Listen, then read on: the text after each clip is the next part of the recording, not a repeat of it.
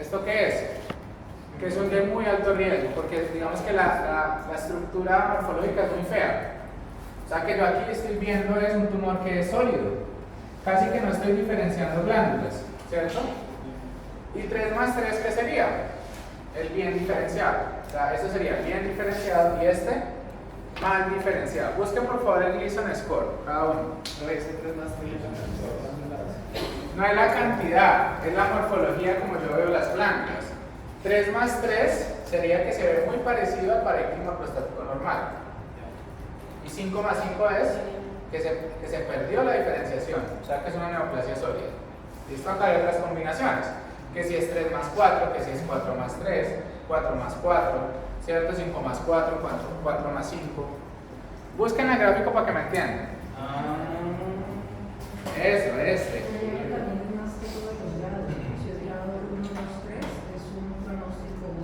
Ajá. El grado de la sumatoria. Entonces mire que el grado 5 es aquel que es 5 más 5. 10 es un grado 5. Exacto, o sea que es mayor riesgo y que es menos diferenciado. ¿Sí? Miren que ahí se compara en la imagen cómo yo veo las glándulas. No me interesa ustedes cómo las van a ver, pero me interesa es que sepan que utilizamos el Gleason y que entre más alto esté el Gleason, este está diciendo que es de mayor riesgo. ¿Mayor riesgo de qué? De que esta neoplasia tenga un comportamiento más agresivo. Entonces, cuando yo a ustedes les he dicho que el 90% de los hombres vamos a tener cáncer de próstata, estoy hablando de los de bajo riesgo. Gleason 3 más 3 del grupo 1. ¿Sí?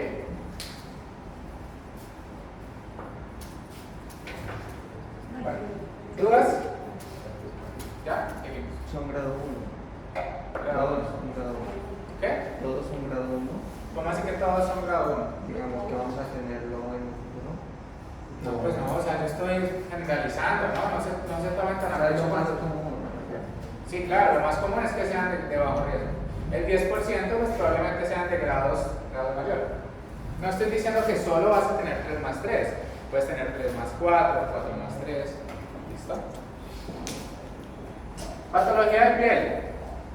Hay muchísimas lesiones, esto es pura semiología, entonces eso lo va a pasar rápido. Es definición de escoriación, mácula, pápula, placa. ¿Ustedes ya vieron eso, cierto?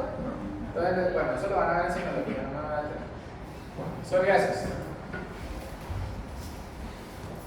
La psoriasis es una enfermedad autoinmune, es una enfermedad crónica. ¿Qué tipo de hipersensibilidad se asocia a la psoriasis?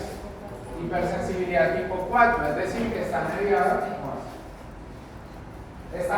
por linfocitos T autorreactivos, ¿cierto? Que van y destruyen principalmente componentes de la matriz extracelular, los queratinocitos de la piel. Característicamente lo que usted puede encontrar en la persona es que se pueden presentar lesiones tipo placa o tipo pústula. ¿Qué es una placa? Una cosa. Placas son lesiones aplanadas, ¿cierto? Que pueden tener en su configuración, digamos, anexo a que haya descamación del epitelio. Entonces casi siempre encuentras placas en codos, rodillas que descaman. ¿Listo? Pústula obviamente son lesiones papulares, o sea, nódulos que tienen secreción purulenta, pero lo más frecuente es que haya lesiones de tipo placa. ¿Qué variedad puede haber con frecuencia? Que a veces los pacientes no solamente tienen lesiones dermatológicas, sino que a veces tienen compromiso articular en la zona. Entonces, obviamente, tienen las placas en el codo, pero además tienen dolor articular, lo que se conoce como artritis psoriática, cuando hay compromiso de las articulaciones. Y a veces hay unas manifestaciones cardiovasculares. La prevalencia varía de la zona en que lo vean. Por lo menos esta en el artículo de Nantes, la prevalencia, pues digamos que en Taiwán hay una prevalencia de 0, pero en otras zonas pueden encontrarse una prevalencia de 8.5%. Miren la prevalencia en Colombia. Es esta, ¿no? Como entre 1.5 y 2.4. Y esta entonces es la fisiopatología. Yo a ustedes ya les había mencionado que de manera práctica, cuando uno da patología general, uno les enseña que esta patología es este tipo de hipersensibilidad, ¿cierto? Pero lo más frecuente es que vemos es que hay mecanismos cruzados por lo cual la generan. Entonces yo si ustedes les dije que se producen linfocitos T autorreactivos, ¿cierto? Entonces mire que acá todas estas células dendríticas mieloides, células dendríticas plasmocitoides producen diferentes interleuquinas que además pueden inducir la activación de linfocitos T reactivos, principalmente CD8, que van e infiltran el epitelio, y además puede haber infiltración a través de macrófagos que generan destrucción de las células epiteliales. O sea, la teoría más clara es esta, linfocitos T autorreactivos. Pero miren también que puede haber producción de autoanticuerpos, ¿cierto? Que se puedan depositar, pero no es lo común. Lo más común que hablamos es activación de linfocitos T helper y de linfocitos T CD8 citotóxico. Miren algo importante, ¿cuál es el principal factor de riesgo para esta enfermedad? Principalmente variaciones en el complejo mayor de histocompatibilidad, pues en los genes específicamente del HLA. ¿Cierto? HLA, B, C son una de las frecuencias, de las más frecuentes como predisposición genética para presentar este tipo de psoriasis.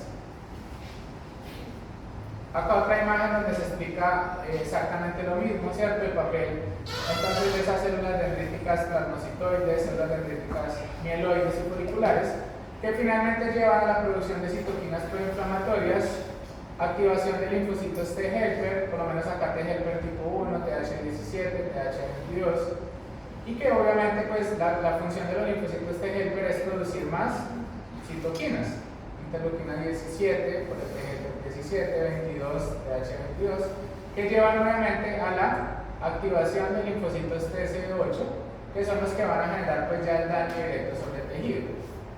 Obviamente también hay citoquinas que pueden producir daño al tejido, como el factor de necrosis tumoral. Anexo a eso tú puedes encontrar que hay migración de otros tipos de células, neutrófilos, mastocitos y macrófagos. Esta migración, ¿por qué se da? Pues principalmente por la producción de quimioquinas que atraen otros tipos de células inflamatorias.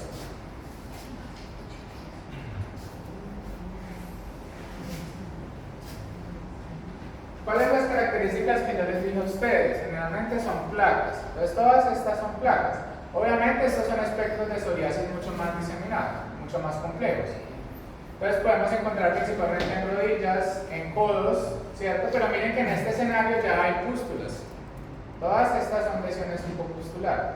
Pero miren por lo menos en esta que hay lesiones un poco más diseminadas. Ojo con los diagnósticos diferenciales cuando uno se enfrenta a piel.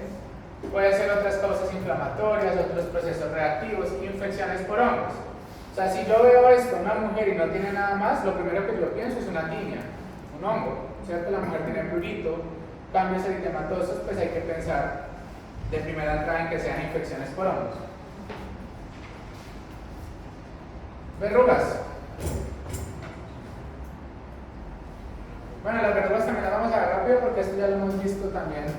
¿En qué zonas se pueden presentar? Principalmente asociados virus del papiloma humano, genotipos de bajo riesgo. Y tú puedes encontrar estos tipos de verrugas también en niños, por lo menos mira en manos, en pies, incluso en boca. ¿Y por qué un niño tendría verrugas en las manos y en los pies? Síndrome de manos pies. ¿Qué? Síndrome de manos pies. Pero eso no es, el síndrome de mano, pie, boca no es producido por virus de papiloma humano. ¿Por qué microorganismo es producido el síndrome de mano, pie, boca? Estreptococcus. ¿No? Y el síndrome de mano, pie, boca, ¿qué características clínicas vas a ver? ¿Verrugas? No. Úlceras. ¿Producidas por quién? Coxsackie. Coxsackie puede producir síndrome de mano, pie, boca. Coxsackie. ¿Nunca han escuchado esos virus? ¿Cuántos tipos de Coxsackie hay? Bueno, entonces van a leer sobre los Coxsackie. Hay Coxsackie A, hay Coxsackie B. Con X.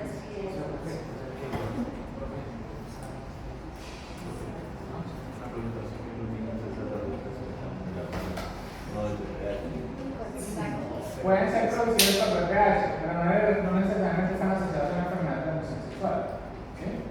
A veces son por autoinfección. Ellos tocan alguna superficie, ¿cierto? Donde hay una contaminación A veces puede producirse, por lo menos en la boca, cuando los adultos le dan besos a los niños. Le pueden transmitir un VPH bajo riesgo de bajo grado y él se puede autoinocular ese virus en otras zonas. Por eso le pueden aparecer verrugas. Pero ya si aparece una verruga en la región genital en el niño, en la región perianal, hay que pensar en que sea abuso sexual, pero no necesariamente puede ser la única opción. También puede haber autoinoculación, ¿cierto? ¿Sí encontraron los virus? ¿Cuántos hay? ¿Qué tipos son? Si es A y B o no son A y B.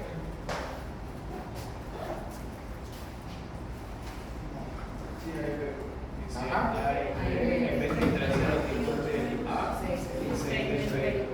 Exactamente.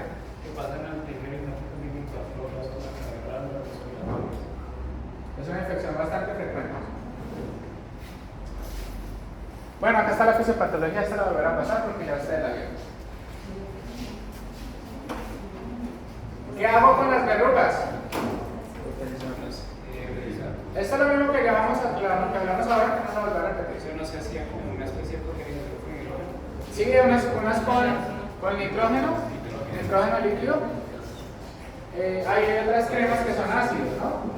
Otra es una cauterización con un electrocauterio, quemar la verruga, ¿cierto? Ese es el tratamiento, resecar la verruga. Cualquiera. Las más efectivas obviamente es cauterizarla con el nitrógeno o cauterizarla con calor, quemarla. Porque las cremas no son tan buenas, se demoran mucho. Hay una crema que se llama imiquimod. Es una crema que se utiliza para tratar las verrugas. Es cara, es costosa. Imiquimod. Creo que es así. Sí. Se utiliza es un tópico que se utiliza para tratar lesiones en piel, de las tumbas finalmente. Y entonces eso que le da a la gente en el cuello son verrugas.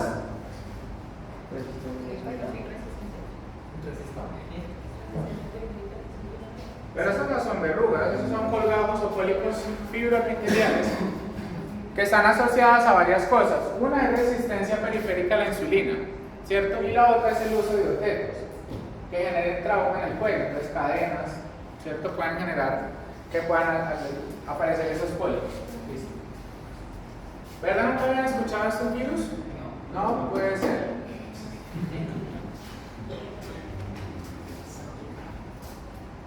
A mí me hacían aprender cuando yo veía biología, todos los virus que existían.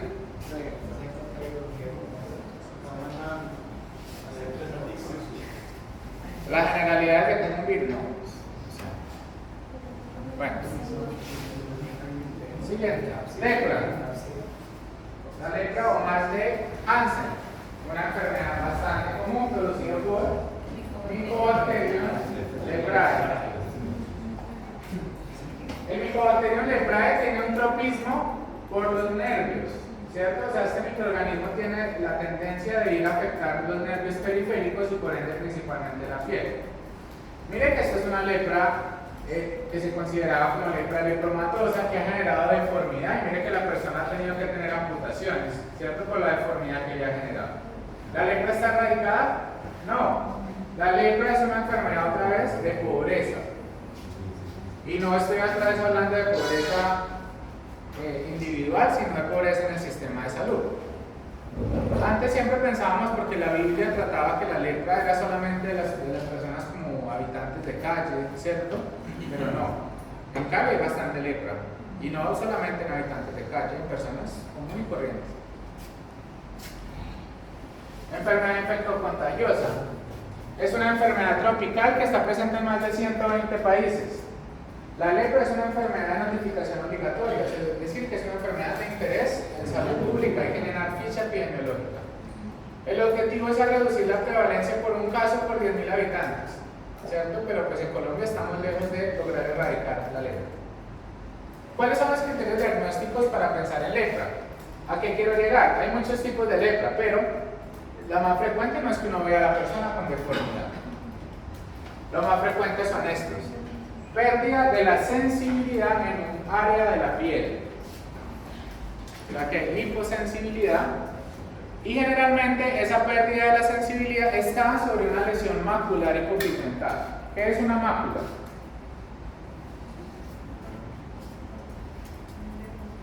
¿Qué es una mácula y qué es una pápula?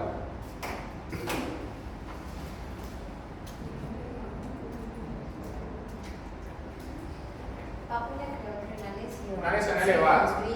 Nodular elevada. Se eleva.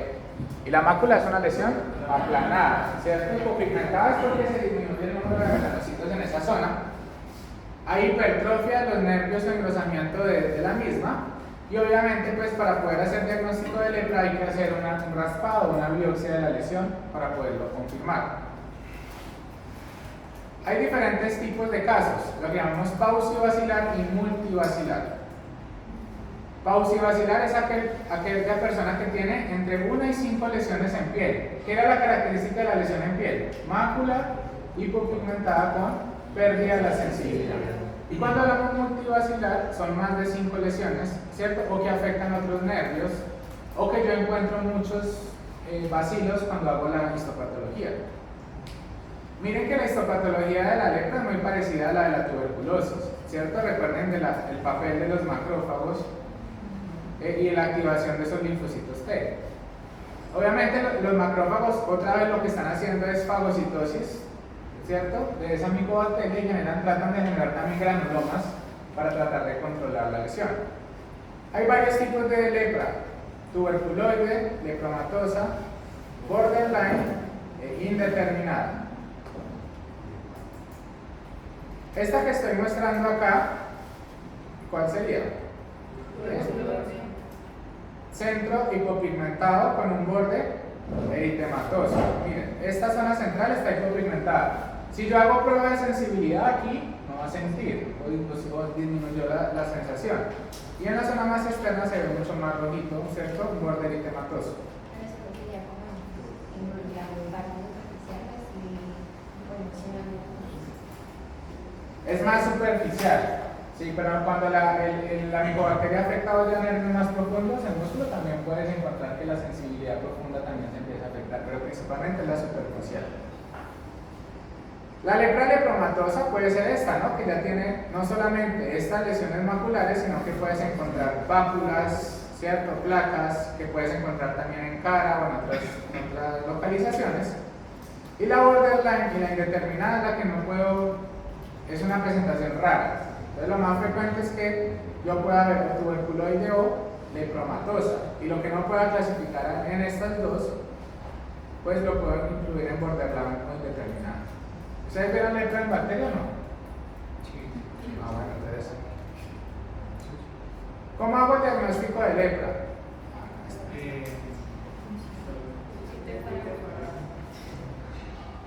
Biopsia o raspado. Y la coloración que se utiliza es fitefaraco. ¿Qué es el fitefaraco? Es un Sid-Nielsen modificado. Y dentro de las letras, por lo menos en esta lepromatosa, si yo hago una biopsia, voy a encontrar muchos granulomas y hago la coloración. Obviamente dentro de esos macrófagos van a estar todas estas micobacterias.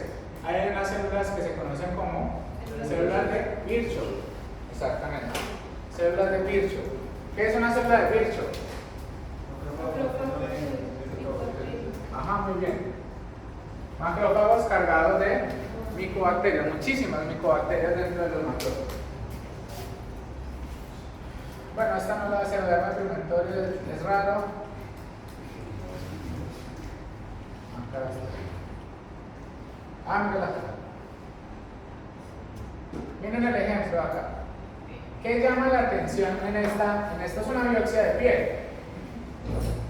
Acá estamos hablando solamente de la epidermis, esto es dermis, y acá hipodermis. Acá estarían los nervios, ¿cierto? Los nervios casi siempre uno los encuentra hacia la dermis profunda y la hipodermis. Y observen que alrededor de los nervios hay como pseudogranulomas. Si yo enfoco más, todo esto que estoy viendo, todas estas células son macrófagos. Todas estas células que están acá son macrófagos, están afectando el nervio. Y si le hago fitefaraco, miren, lo que se ve es ácido alcohol resistente, así como Mycobacterium tuberculosis, de Mycobacterium tuberculosis. Todas estas es el Mycobacterium leprae. Entonces la célula de Virchow es esto. Es aquel macrófago que está cargado de lleno de Mycobacterium leprae. Lesiones en piel. ¿Cuáles son los principales factores de riesgo para presentar lesiones en piel relacionadas con la exposición, principalmente con exposición solar, entonces la radiación, ¿cierto? Las lesiones en piel incrementan con la edad, porque obviamente entre más envejecido estés, mayor exposición al sol. Y recuerden que no solamente la radiación solar genera daño sobre la piel, los otros tipos de radiaciones, por los equipos, las luces, ¿cierto? La piel blanca, las personas que tienen piel blanca tienen mucho factor de riesgo para presentar cáncer de piel. El tabaco, el alcohol, infección por VPH. Yo creo que la radiación que meten los dispositivos móviles. También, todas las radiaciones. Por eso es que el bloqueador toca usarlo así no haya exposición directa al sol, ¿cierto? Y el bloqueador hay que usarlo por lo menos 3 o 4 veces al día.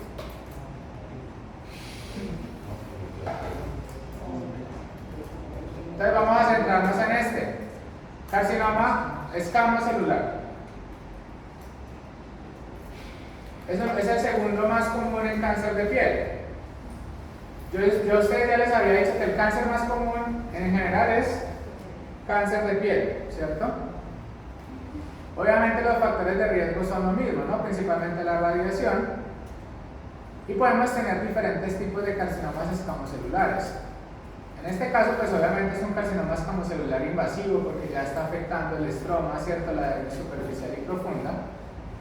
Y otra vez miren acá el carcinoma escamocelular. Este puede ser un tipo verrugoso, ¿cierto? Porque miren que tiene la característica otra vez de coliflor.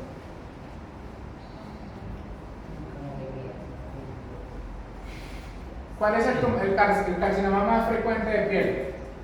Vaso celular o de células basales. Entonces, el más común es vaso celular. El segundo más común es escamo celular.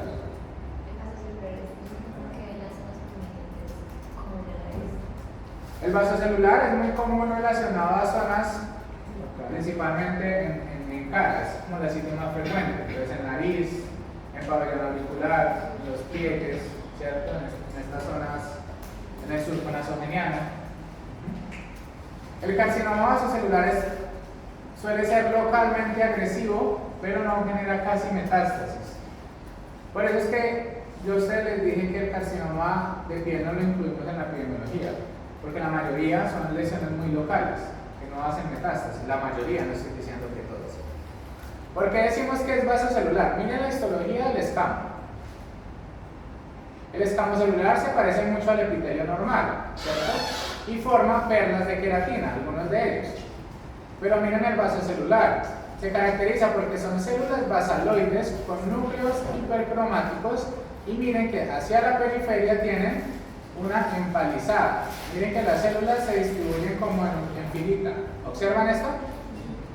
Esto es muy característico del vasocelular. Empalizada periférica, ¿cierto? Y todo esto obviamente es la lesión. Todas estas son lesiones de tipo vasocelular, asociadas al envejecimiento y al daño actínico crónico. ¿Cómo se produce el vasocelular y el melanoma? ¿Con qué genera la radiación? Patología en general. Sí, pero ¿qué producen? Claro, ¿pero el qué?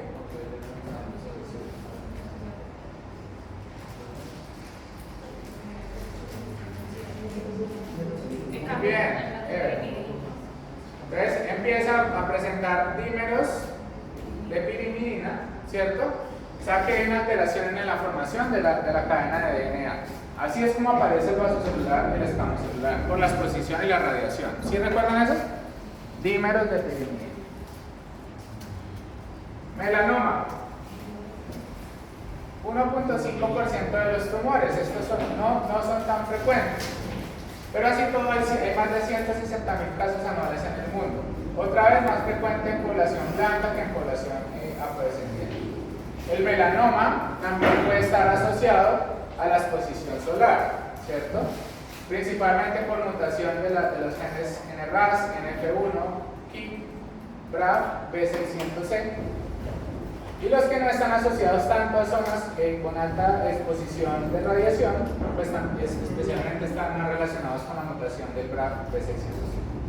¿Ustedes creerían que todos los melanomas están asociados a la exposición solar? ¿Sí o no? ¿O podemos tener algunos que no estén asociados? Porque vasocelular y escamocelular, en general estamos claros que pues, están asociados a exposición solar. El escamocelular, ¿cuál sería otro factor de riesgo? Aparte de la exposición solar.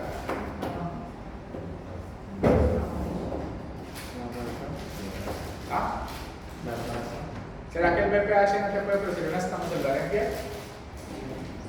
Puede aparecer escamocelular en piel en otra zona, ¿cierto? Entonces hay que tener en cuenta el BPH con esto. Pero dentro de los melanomas, ¿qué pregunta les hice? ¿La única causa de exposición solar? ¿Y de qué depende?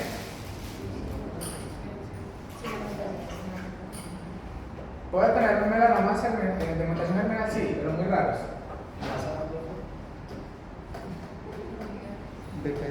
Depende del tipo de melanoma. Miren la tasa de incidencia de melanoma en cara y la supervivencia. ¿Cómo está la supervivencia en los últimos 2005-2009? Como alrededor del 65.8. Porque es que siempre nos han hecho pensar que el melanoma es terriblemente agresivo. No es tan así, porque mira que la sobrevida no es tan mala, está alrededor del 70%.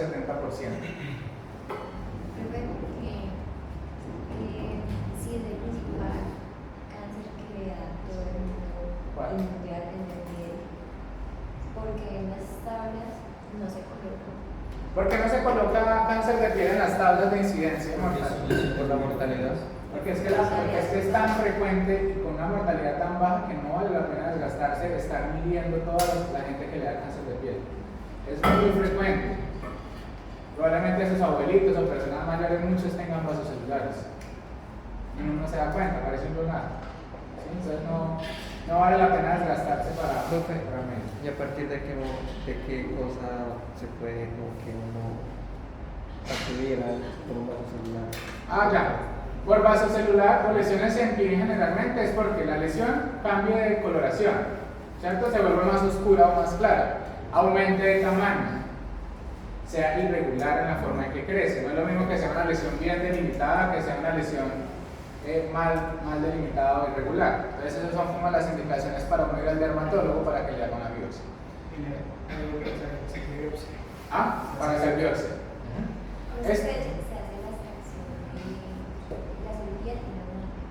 Hay varios tipos. Hay biopsia incisional, hay biopsia excisional, hay cirugía de Mohs. Bueno, acá están todos los genes asociados. Habíamos hablado de la vía RAS, del PT, ¿cierto? P53, todo este es el ciclo en general para los tumores. ¿Qué es lo importante en melanoma? Miren, que si hay una mutación de BRAF B600E, yo puedo dar anticuerpos monoclonales dirigidos para esas vías metabólicas. Esto es tal vez una de las características más importantes. Melanoma hereditario, raro, pero el principal gen asociado es el gen CDKN2A. Cuando hablamos de melanoma, la línea germinal.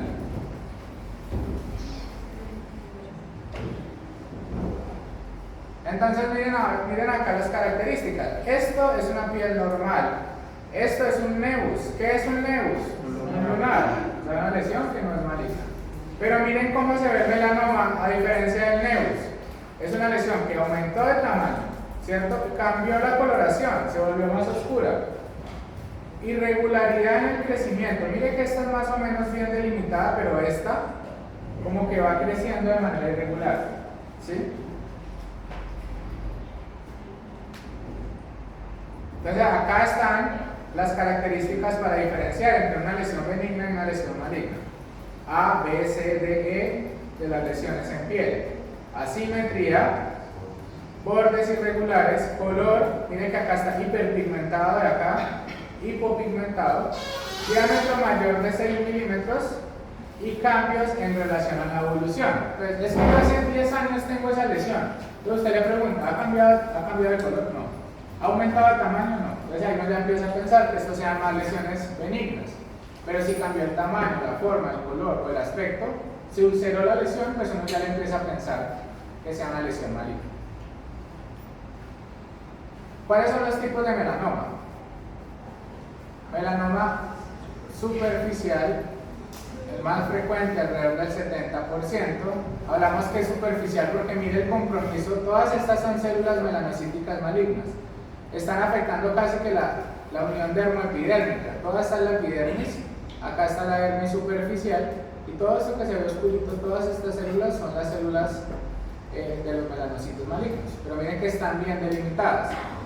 Seguido en frecuencia, melanoma lentiginoso maligno. Seguido en frecuencia estaría el melanoma nodular y el melanoma lentiginoso acral. Y los otros son menos frecuentes, amelanocítico y melanoma dermoplásico. En resumen, más frecuente superficial, seguido del lentiginoso maligno, seguido del melanoma lentiginoso acral y del nodular. El lentiginoso acral tiene una característica, es que da en áreas que no están expuestas frecuentemente al sol. Entonces, palmas, plantas de los pies, región interdigital. Entonces, melanoma lentiginoso acral, ¿solamente en qué lugares van a hablar? Lugares Donde no hay exposición solar, pero principalmente palmas, plantas y región interdigital. Entonces, ¿cuál es la causa si no está expuesto al sol? ¿Ah?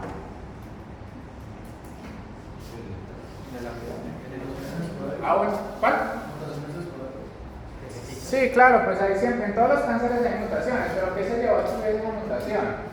Aún no está elucidado exactamente qué es lo que ocurre, pero ¿cuál es la teoría que más se ha estudiado? Es el trauma repetitivo.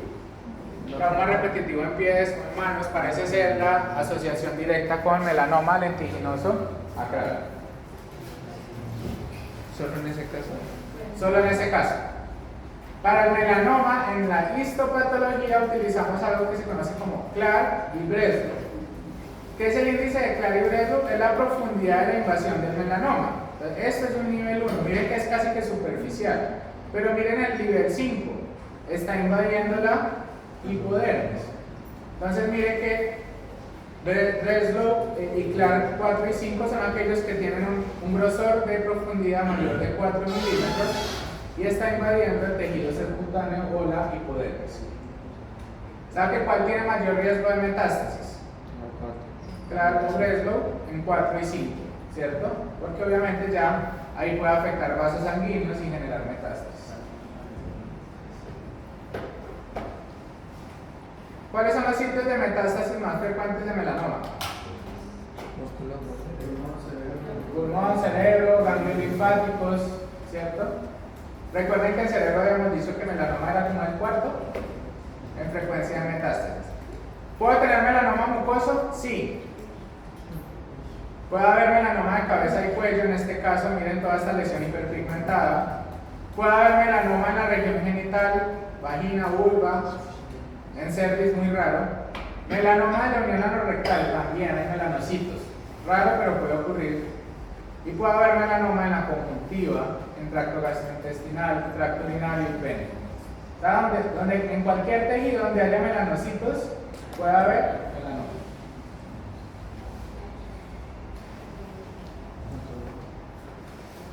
Estos son sitios de metástasis, pero del melanoma mucoso. En el melanoma mucoso, principalmente van a hígado. El melanoma, perdón, uvear, mucoso de tipo uvear, principalmente a hígado. Pero observen que los cutáneos van a otros sitios diferentes, como los que ustedes habían dicho, ganglios linfáticos, cerebro, ¿cierto? Pero hablando específicamente del melanoma conjuntival y uvear, el sitio más frecuente es hígado. Más vías. Miren acá el melanoma uveal y conjuntival. Porque uno crearía, ¿por qué hay melanoma en el ojo? Porque podemos tener diferentes tipos de melanocitos. En el cuerpo ciliar, ¿cierto? En las coroides también puedo tener melanocitos, o sea que yo puedo tener melanoma en estos sitios. Raro, sí, pero también hay que sospechar en esas lesiones que se dan en el ojo, de mácula hiperpigmentada. Va a llegar a haber un nebus en el ojo. Sí, son más frecuentes los nebus. Bueno, esto ya está muy genético. Muy genético eso. Listo. ¿Y por qué no? ¿Qué era eso? Entonces, frente a las lesiones en piel que sospechen, ¿que ustedes qué se deben aprender? El A, B, C, D, E de las lesiones. ¿Qué hay que hacer? Claro. Cuando yo, no, pero claro, lo calcula el patólogo. ¿Usted lo va a calcular? ¿Qué te lo Sí va a ser patólogo, pero yo acá no estoy formando patólogos. Me da mucha pena. Yo estoy formando para médicos generales. Ustedes ya verán qué van a hacer después. No, esa no puede ser la respuesta. Por favor, focalizados. ¿Qué hay que hacer cuando hay irregularidad en las lesiones A, B, C, D, E? Pues hay que mandar al dermatólogo para que haga una biopsia. Lo más importante es reconocer el riesgo, ¿cierto? Hay diferentes biopsias, incisional o excisional. Ahí en ese caso, pues si yo tengo la duda, lo idealmente es hacer una biopsia incisional para poder saber el diagnóstico. Hay algo que se llama cirugía de Mohs. La cirugía de Mohs se indica para algunos tipos de lesiones en piel, no en todos. O sea que no me pueden reconocer que el principal tipo de biopsia es Mohs, porque no es así. ¿Cuál va a ser? Incisional. ¿Listo? La cirugía de Mohs es una cirugía que indica tratamiento. Es una cirugía de congelación. Entonces se saca completamente el pedazo de piel donde está el tumor y se envía a congelación para mirar los bordes. Luego, ¿ese es melanoma? ¿Ah? ¿Ese es como tratamiento para melanoma? Para diferentes tipos de cáncer en piel, incluso para vasocelular y escamocelular. ¿Por qué utilizaríamos? Para yo asegurarme durante la cirugía que los bordes quedaron libres, ¿sí? Que no quedó tumor. Entonces, hay algunas indicaciones, por lo menos los tumores que dan en el surco nasogeniano o en nariz o en pabellón auricular, hay que siempre hacer cirugía de Mohs. Es lo ideal.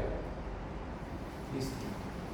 ¿Dudas? O sea que básicamente, prácticamente en el vaso celular, el mejor sería cirugía de Mohs. No. O sea, pero en relación a qué? A la ubicación. No. Cirugía de Mohs. Si uno tiene la duda de qué tipo de tumor, el tratamiento, el diagnóstico ideal es hacer biopsia incisional. Ok. ¿Qué tratamiento se va a hacer? Depende. O sea, la cirugía de Mohs, la diferencia de la cirugía de Mohs al resto es que es una cirugía donde se hace biopsia por congelación. ¿Ustedes recuerdan eso de congelación? Es que se da un diagnóstico rápido en patología para poder saber si los bordes están comprometidos. O sea que la cirugía de Mohs no es el tratamiento gol estándar para los carcinomas vasocelulares, porque es muy costoso hacer. Que se hace la lectura en la cirugía. Se hace la lectura durante la cirugía. No, porque si usted tiene una lesión acá en la mejilla, usted hace la resección de la lesión y ya no necesitas un Mohs. El Mohs solamente para estas zonas, surco nasogeniano, nariz, pabellón auricular, zonas de riesgo, donde uno queda la duda si quedó tumor, solamente allí. Para ver si los bordes de recesión quedaron libres o no. Para eso yo utilizo la congelación. Si no, eso es una recesión completa de la lesión. Pero diferente es como un tratamiento general. El tratamiento general es la cirugía, es la recesión, exactamente. Tratamiento general es recesión. Melanoma. Para melanoma igual. ¿Sí? Vasocelular y escamocelular también. Hay otro tipo de melanoma que no está allí, ahí puede haber melanoma ungueal. Uñas. Entonces, ojo con lesiones hiperpigmentadas de tipo surco en uñas. Es un factor, hay que descartar que no sea un melanoma. O sea, es como una línea en la uña oscura. Cambios de coloración en las uñas que sean lineales y muy oscuros, hay que pensar dentro de los diferenciales melanoma, y hay otras causas. ¿Sí? Bueno, ¿dudas? ¿No? El examen va a quedar para el 23. Para el 23. Sí, porque ya no estoy la otra semana.